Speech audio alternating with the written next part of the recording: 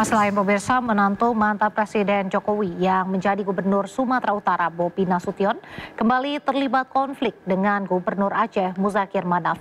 Konflik dipicu truk asal Aceh yang dilarang masuk wilayah Sumatera Utara dan diminta mengganti platnya.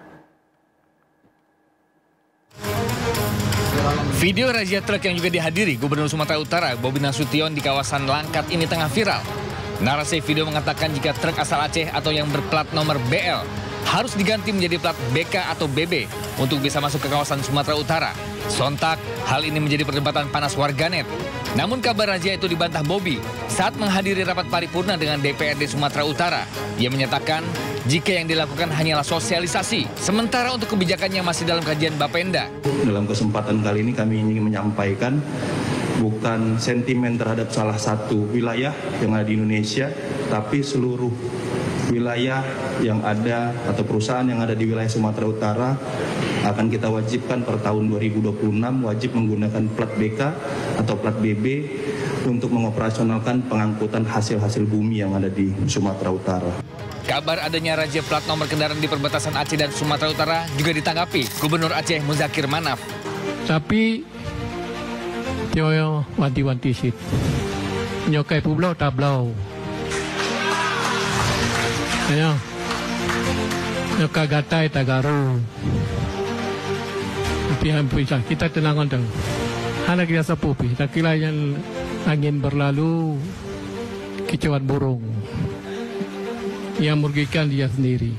Sebelumnya, konflik antara Aceh dengan Sumatera Utara sempat mencuat terkait perebutan 4 pulau pada bulan Juni 2025 lalu, di mana Pemprov Sumatera Utara sempat mengklaim 4 pulau milik Aceh. Konflik ini berakhir dan ke-4 pulau dikembalikan ke Aceh seutuhnya. Tim Liputan iNews melaporkan. Jakarta Job Fest 2025 kembali digelar yang membuka ribuan kesempatan kerja bagi masyarakat. Pameran lowongan kerja tersebut diselenggarakan dengan melibatkan puluhan perusahaan dari berbagai sektor industri. Sudinaker Jakarta Pusat kembali menghadirkan Jakarta Job Fest 2025 yang resmi dibuka pada hari ini. Agenda tahunan ini digelar untuk menekan angka pengangguran sekaligus meningkatkan kualitas layanan penempatan tenaga kerja. Dengan mengusung tema Temukan Peluang, Wujudkan Masa Depan Gemilang, Jakarta Job Fest 2025 dilaksanakan dengan melibatkan lebih dari 40 perusahaan dari berbagai sektor industri yang membuka kesempatan kerja bagi masyarakat.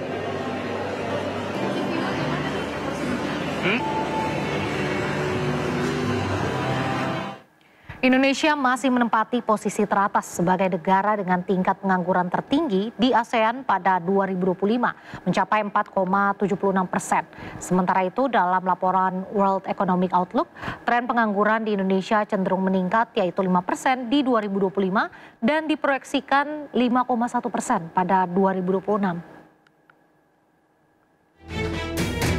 Indonesia masih menempati posisi teratas sebagai negara dengan tingkat pengangguran tertinggi di ASEAN pada 2025.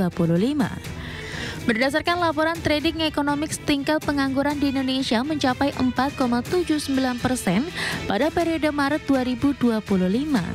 Angka tersebut setara dengan lebih dari 7 juta penduduk yang tidak memiliki pekerjaan.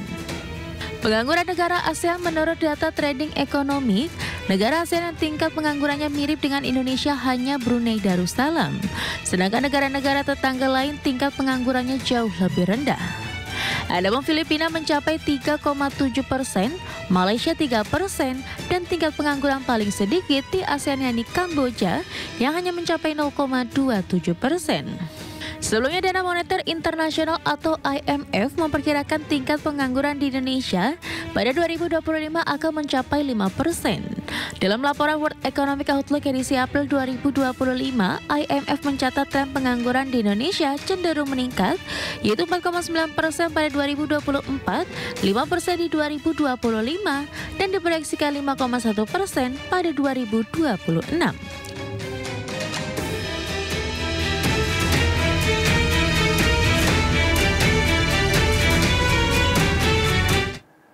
Pemirsa, Kapolri Jenderal Polisi Listio Sigit Prabowo bertemu dan berdialog dengan koalisi masyarakat sipil. Dalam pertemuan tersebut, koalisi masyarakat sipil menyampaikan sejumlah masukan, termasuk meminta Kapolri untuk membebaskan sejumlah aktivis.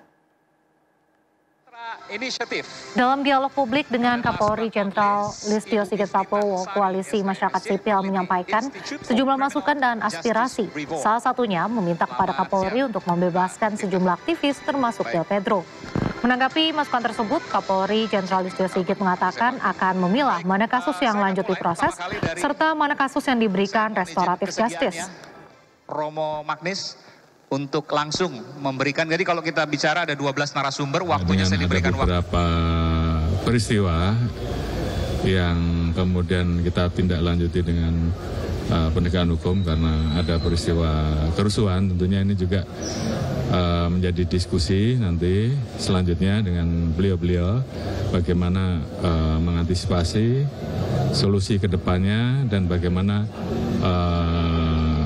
kita harus melakukan pemilahan mana yang bisa diproses, mana yang kemudian kita berikan restoratif, dan mana yang kemudian ke depan harus kita lebih edukasi, baik dari sisi Polri maupun juga teman-teman yang lain. Mungkin itu. Menyampaikan kepada jajaran kepolisian hari ini, termasuk Bapak Kapolri, untuk membebaskan para aktivis yang hingga hari ini masih ditahan. Mulai dari Del Pedro Marhain, Sahdan Hussein, Harij, sampai dengan Muhammad Fahrur Rozi yang baru ditangkap kemarin dan ditahan oleh pihak kepolisian di daerah istimewa Yogyakarta dan diinterogasi oleh Polda Jawa Timur.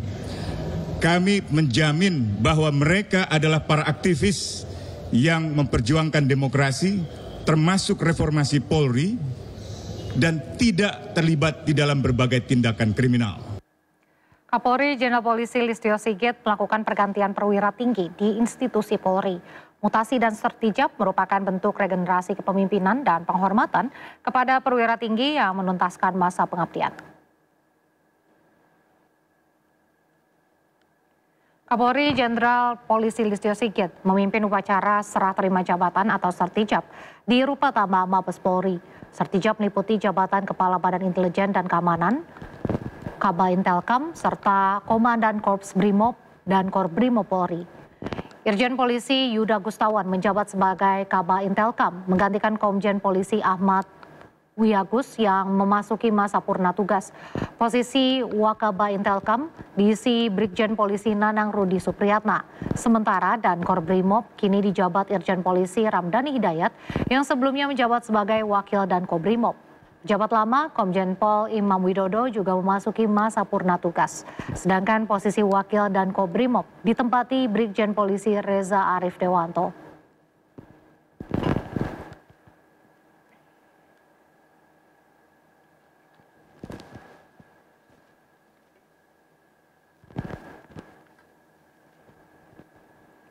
Daripada adu jotos di jalanan, anak muda di Penjaringan Jakarta Utara lebih memilih adu tinju di atas ring.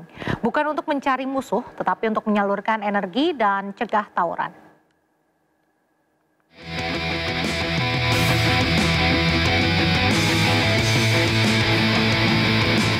Warga Penjaringan Jakarta Utara antusias saat menyaksikan pertandingan tinju yang digelar di Rumah Susun Mawar Minggu siang.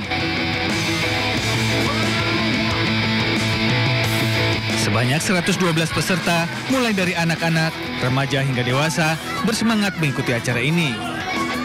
Total ada 56 laga yang dipertandingkan pada kejuaraan tinju amatir ini. Kegiatan yang digelar oleh komunitas anak muda Penjaringan Bersatu ini bertujuan untuk mencegah terjadinya tawuran yang marak terjadi di Jakarta Utara. Baru kali ini. Persiapannya gimana Mas? Persiapannya sih cukup matang sih. Jadi bisa sebagus ini. Kenapa pengen ikut acara ini Mas? Tertantang lagi Mas. Tertantang karena mungkin inian saya. Jalan saya ada di sini. Antisipasi adanya tawuran di Penjaringan. Kebetulan semua panitia yang ada di boxing Penjaringan Bersatu itu adalah pemimpin anak muda yang ada di Penjaringan. pesertanya bebas atau anak sekolah atau gimana Bang? Pesertanya ini bebas, dari anak-anak, dewasa, sampai perempuan juga ada. Para juara pada turnamen tinju amatir ini akan memperoleh sertifikat dan medali penghargaan. Dari Jakarta, Sofian Firdaus, iNews melaporkan.